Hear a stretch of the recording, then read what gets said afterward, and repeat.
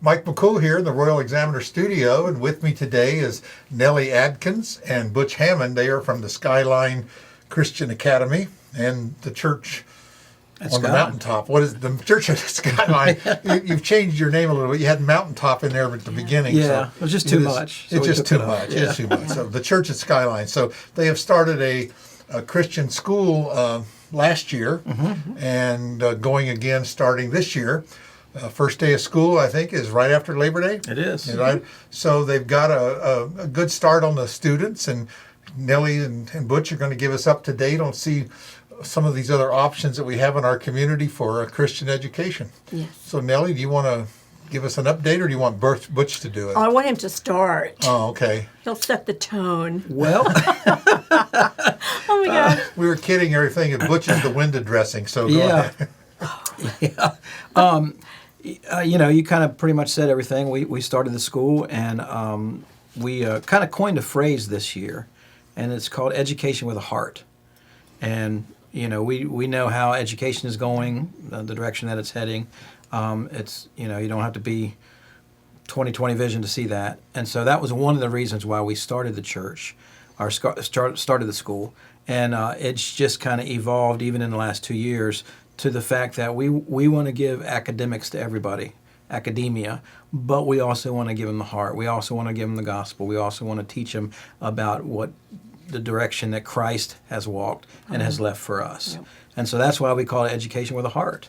And actually Nellie coined that phrase, and I just kind of took off with it. So That's one he's given you there, Yeah. Nellie. I know. He's I want to fair. mark that down. That doesn't happen very often, I know. it's a great tagline. It is, it Education with a Yeah. heart. So. That is great. Yeah. Not that people who teach in public schools or other schools don't have heart. They do. They do. They wouldn't be doing it if they didn't. Yep. That's true. But our heart is the heart of Christ, and that's what we want to shed, because that is the unshakable truth. Well, typically our private Christian schools have a smaller class size. Yes. Just due to the nature Absolutely. of people have to Yeah. pay a little bit extra to go. And I know some of my children went years ago back. I've been talking about a long time ago. Went back when the Royal Christian Academy was the biggest thing in town, Jesus. and it was. The classes were small. Some of them were grouped together over years, depending on the attendance, but they were able to do just so many more things than what they did in a large class with 30 or 40 students in it. So, Yeah. and again, I think the public schools, give them credit, they have shrunk their class sizes down because they know it just doesn't work. Yeah. And they have accommodated that. So there's a lot of classes that are maybe 18 to 22. They're trying to stay around that range. My answer is it takes an exceptional teacher to handle 30 or 40 kids. Yes, it does. And it only takes a good teacher to handle 10. Right. And there's a lot more good teachers. Yeah, that's true. So, like you said, teachers with a heart is what we need. Yeah. So what's a day going to look like at Skyline Christian Academy? Are you willing to tell us that yet, or don't you know? No, I think we have bare bones skeleton framework that we Sure. operate on, and then you have some days you just roll with the punches. I mean, because every day you have a format, but then that day presents itself in a different way, and so you say, okay, well today here's the plan, Stan, but here's what we're going to do in addition to that. And I think any good teacher is able to roll with it. I think Sure. that's what you do. You don't learn that in secondary education class. You learn that by the vesture of doing it. Right, University of Hard Knocks. I've been there. I've got works? It's a good bruises school. everywhere. Yeah, but Everything is a teaching experience. It's just whether the teacher can Right. handle it at the time, and maybe the next Exactly. day they'll do something a little different. yeah, I know but we have a large, homeschooling network in this Yes, we do. community. It's and, excellent. And also Christian schools. There's quite a few of Yep. them Yep. For our size, and Yep. they all seem to be working together. So a lot of the questions that people ask is, okay, I send my kid to your school. Are they going to be able to transition out of that into public school, or will they be behind? Will they be ahead? Will they be in the middle? Will it be accepted? Will they got to start over again? I mean, there's some concerns about some of these schools Right. and their accreditation and their quality of education. What Sure. says you? We're accredited through the Abeka curriculum. That's who we go with. My daughter was totally private school educated in Christian schools, and I mean she took to it like ducks to water. It was a good challenge for her. The one thing that I think we're able to focus on is to teach reading, comprehension in reading, and if you don't have that, you can't put a television set together. Exactly. I mean, you can't do that. So I think that when we talk about 3 R's and that type of thing, part of that, a greater part of that, is reading and learning to write or print or whatever you do to get your message on the page. But a lot of people just aren't able to do that. And I have my own child as a template for that, where she learned how to read, and I mean, she wanted to go to the library all the time. I was trying to say, what is wrong with you? What do you want to do? Why are you in the library all the time? She's like, Mom. And she'd have a stack of books. I mean, the librarians thought she was cool because, I mean, there she is with a stack of books and reading one. And we're in there for 5 hours. I was twiddling my thumbs, contemplating my earlobes. I mean, I really didn't know what to do. But that was where she was. And it's because of those teachers at Royal Christian, which is where she started. They definitely stressed reading because I remember Mr. Sisk there, the principal, Terry.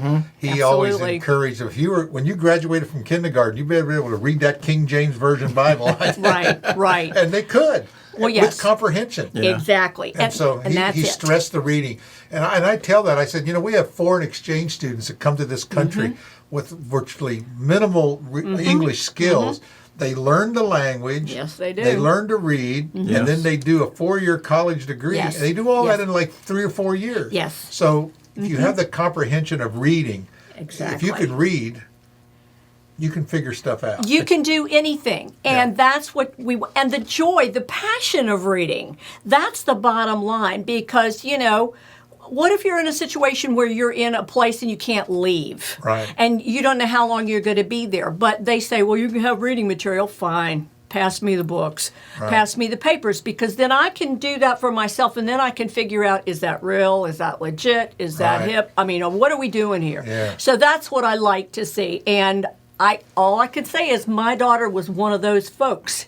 And when she got to college, and here we go, here's the bottom line. She got to college, and her teachers, her freshman year, said, what do you do? What do you do for a living? She said, I'm a CNA. And they go, yeah, but what do you do for a living? And she said, I'm a CNA. And they said, don't you write professionally? And she said, no. And they said, well, your papers read like a professional paid writer.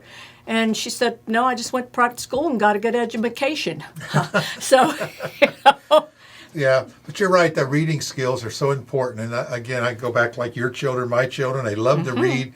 Yeah. They were at the library constantly. They still read, and they're in their 40s. Yep. I can tell you how old I Yep. am, but Well, they love to read, Yep. and so it's just what it is. And I see It's a key. even my grandchildren are picking up that reading. They love to Yes. read. So it kind of maybe through osmosis they've got that reading gene, but I don't know. it might be contagious. Might be. It might be. Yeah. If you can read, and again, and if you go back to some of the people that are struggling in school, regardless of which one it is, private or public, it's the reading skill. It is. It is key. It's key. Everything. And I mean, I would be telling a falsehood if I said, oh, no, it's no big deal. It's the biggest deal. Right. It's the key to all mythologies. Right. It really, really is. If you can read the word, then you can learn the skill. Exactly. Yes. Yeah, that's Yes. well said. And I think we need to, and I've always said that, why are we spending so much time teaching a skill like science or biology when the kid can barely read the book? No. Why aren't we teaching them to read? They can catch up on that in Yes, a they couple can. weeks. Yeah, they really but can. it takes sometimes months to get the reading, Yes. but only a couple weeks to get the technical part that we're looking at. Well, technical is really not my strongest suit, but my mother always said, I want to teach you how to sew. And I'm like, oh, please. Yeah, I don't want to go there. And she's like, good. And so then when I went to college, And I had to have a nice dress to go out. I didn't want to ask my dad, keep saying, hey, Dad, can I have some money for this, that, and the other? I thought, I've got enough money. I'm going to go to the fabric store. And I went to the fabric store and I got a pattern. I got a Vogue pattern. Oh my gosh, that's like, you don't do that unless you're, Anthony Fassini or one of the designers or something. I got this pattern, got the fabric. The lady helped me pick out the stuff. I came home and I had seen the sewing machine, never touched it, I said, okay, whatever. And so I went in and I read because I could, 2 and 2 is 4 and I could comprehend. Sure. And I put this dress together and my mother said, how did you do French felt seams? And I went, and she goes, I can't believe this. And I said, well, I needed a dress, wanted to impress the guy. So, and she's like, oh my gosh. But I could read, I could comprehend. And that's the point of this whole conversation. Sure. Of course, now we look at YouTube. But you're still reading and comprehending. Same thing. It's the same thing, yeah. Why don't you tell us for clarity, you said 3 R's earlier. What are the 3 R's? Reading, writing, and arithmetic. So not spelling, you don't spell. well, that's part of that paradigm. But reading, so there we go. Sure. We're talking about comprehension. We're talking about reading, and that is number 1, because then that opens the door or it never opens the door. Sure. And then writing or printing. Are you going to teach cursive? We're going to teach manuscript for the first 2 formative years. Sounds like printing. And it is. That's These educators have all these fancy words. No, I'm just quoting the curriculum. I was looking rubric for that. I don't know. But basically, manuscript, because again, if you're reading the printed word and you've just learned how to write, but you never learned how to print, are some bolts and whistles missing? Might be. Could be, possibly. So we want the manuscript in there. And then towards the end of 2nd grade, we'll start doing the cursive. It's Locker. It's the same stuff that we all learned. It hasn't really changed. It's not Spencerian. I wouldn't even go there. But basically, we're going to do the cursive so that we kind of segue them into that. Sure. But I just figure, the reading and then the printing and then the writing and then arithmetic. How many people say, oh, I will never take algebra because I'll never use it. You're going to build a house, Jack. You're going to do some stick work. You're going to need that. You do use those skills every day. You do. It's really a thinking skill. You take algebra and geometry and trig. Those are skills that, yes, you might not do formulas, but you're going to use those theories and steps and the processes to think. Yeah. But you do. The Pythagorean theorem, I'll never forget it. Yeah. I've used it multiple times in building stuff. Yeah. So it's amazing. Oh my gosh, they were it's right. like a carpenter, he can use that square, but he doesn't really understand the mathematics behind it. Yeah. And yet there is you don't go anywhere without it. You don't. But that square will teach you. Exactly. Yeah. And I always thought, pi r squared, I always thought pi r round, but I found out that, pi r squared. Yeah, they are square. So. Educators. That's right. No. I was going to throw in an education I have joke. to laugh, but it's true. We use these skills. We just don't really realize them. No. Realize it until you're later in life. You're thinking, well, yeah. Exactly.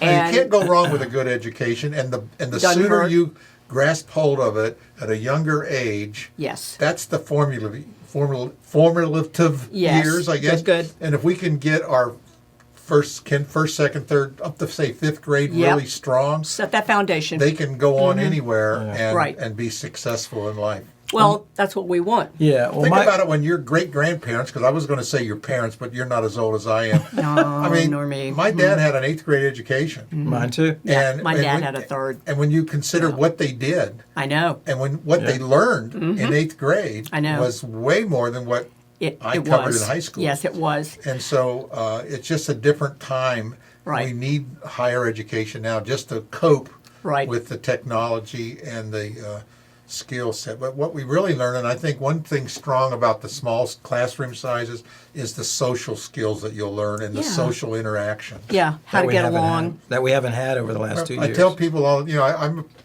I'm pro sending kids to military programs. Yeah. But I said, well, if you've got a college degree and you want to become an officer, and they say, oh, I've got to have a degree. I said, here's what they're looking for. This is my opinion now. It may not be official. Right. But what they want is they want people that can communicate, get along with someone. Exactly. The written word. and how to think. And lead them. And so Yeah. they have degrees in political science, history, Yep. all Right. sociology. They have all sorts of. These are all thinking skills and communication Exactly. skills. You don't have to be a business major or an engineer to do those things. No. So those are the kind of skill set that, and it's about that. Can you get along with people? Can you Yep. communicate? And can you carry on a conversation? And that's really. And do what- you have a marketable skill? Because, my uncle was All-American the same year that they had Bear Bryant. They both finished at Bama. But my uncle got a master's in history while he was at Bama because he said, my body is already wearing out. The gridiron is killing me. It is, it does. And so he knew he was going to have to go back to something. He could be a sports director at a high Sure. school or something, but he was going to have to teach classes. So he taught history, and and he was athletic director, Sure. at Ferguson High School for years. But he said, I'm so glad I did that because then I had a marketable skill Sure. because, nobody wanted a fullback anymore. no. I was too old. I couldn't even get out of my chair. Right, Yeah. right. So, So And here's our goal. okay, that's what I was going to ask you. What's the goal here? Yeah, our goal. I mean, you started the whole question, this whole series with, is this compatible with public schools? What kind of curriculum do we use? Our goal is to add a grade each year. Yep. So 6th graders that we have now, we want to be able to add 7th grade next Yep. year, up until we get to senior high. So we're starting out this year. We really looking for that core kindergarten to 6th grade. yes. Yes. And so Yeah. our goal is to expand each year. And so hopefully we'll be here next year talking to you about our 7th grade program. Well, that's great. Right. Well, I think it's great that we're having people that are dedicated to do this type of work. It takes someone with heart to do that, and it's a lot of work. It's a lot of work, and we have one thing I noticed too: people that do send their kids to private schools seem to be a little more involved. Yes. And this is an important thing. It is, Even if key. your kid doesn't go to private school, become involved with their Exactly. education process. Yep. Don't rely on even a private school or a public No. school. Because the old days, well, we send them to private school that's to get a better. No, if you're not involved, Yep. it doesn't happen. It doesn't. It doesn't happen. Yep. So I always like to say, squeaky wheel gets the grease, and Yep. that's pretty much the way it is in life. And you need to be involved and go to the parent-teachers meetings. Absolutely. And be involved. Ask questions. Just don't. Nothing worse than what'd you do in school? What'd you learn in school today? Nothing. Nothing. Yeah. That's everywhere, right? No. That's across the board. So, but seriously, become involved in your children's education. Yeah. It's something that's a very small flicker of time in their life, but it's so important You later want- on because I tell you what, your children. That's your retirement plan. Yeah. Yeah. In more ways than one. So Yeah. maybe not financially, but No. emotionally. And you're Exactly. going to, one day, when your children gets about 30 years old, they realize how smart mom and dad were. It takes about that time. Yeah. So if it hasn't happened to you yet, it will. It will.